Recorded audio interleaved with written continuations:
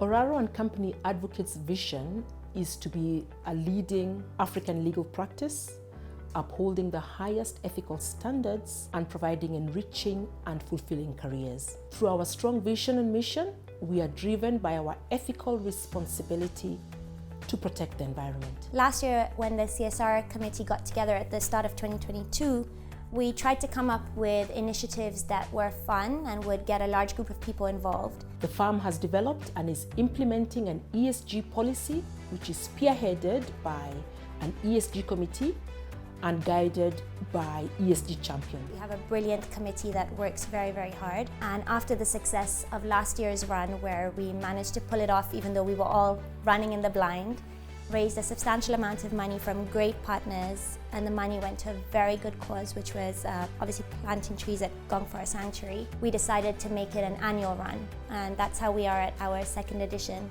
of the OCO Run this year. The organization of this run is our contribution towards supporting local environmental initiatives, recognizing that charity begins at home, creating awareness on environmental issues that our planet faces, and this is in line with our strong values that ensure excellence, honesty, integrity, and the highest ethical standards in our practices and our relationship with the environment.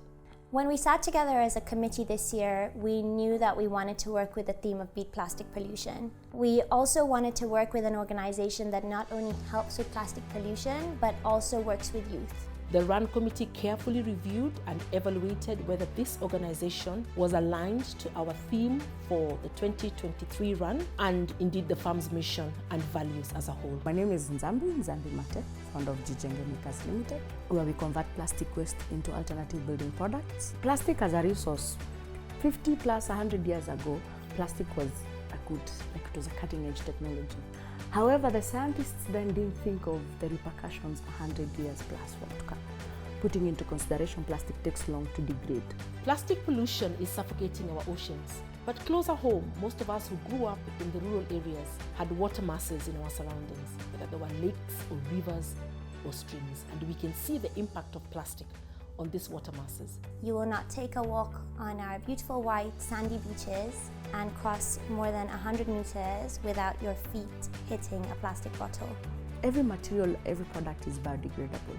The only difference is how long it takes. In our context, the idea is to give this plastic that mostly it's single-use plastic and also car bumpers, so in the automobile sector waste.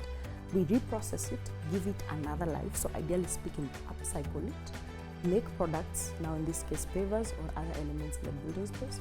Once their time, or rather their application, is coming to an end because of maybe wear and tear or climate erosion and stuff like that, we take that product and we can recycle and reprocess it again back to new blocks.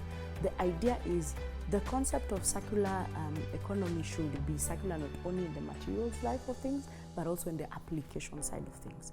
And that's what is our driving force. We just hope that our little change through our run every year goes towards making a big difference to the community around us. Because for now, that's really the best that we can do. If you make economic sense, then you make sense. So with these funds, we'll be able to, number one, increase our production capacity. We are privileged enough to be the ones to have established the production line. So all the machines, all the tech, we engineered ourselves. And so these funds will go to building another production line. And then the best part of it, we are now starting to set up MRFs. MRFs are material recovery facilities, where we can be able to collaborate with different players in the community to pre-process the plastic before it comes to the facility. So those are the two elements that the funds are going to go to. I would like to encourage all of you to join us on the 16th of September 2023 at the Karura Forest, Limuru Road entrance from 7:30 a.m. and run for a very worthy cause. Let us all make our contribution to shaping a greener world, because we owe this to future generations. Thank you.